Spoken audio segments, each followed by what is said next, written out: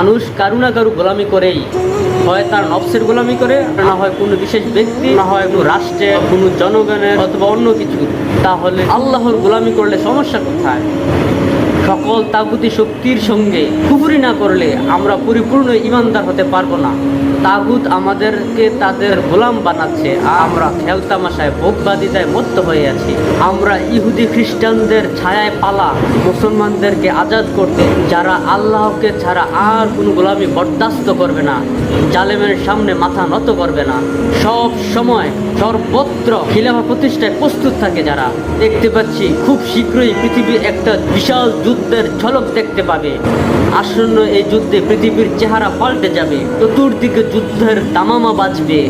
আপনি পছন্দ করেন বা না করেন, আপনার কাছেও এই তুফান পৌঁছাবে।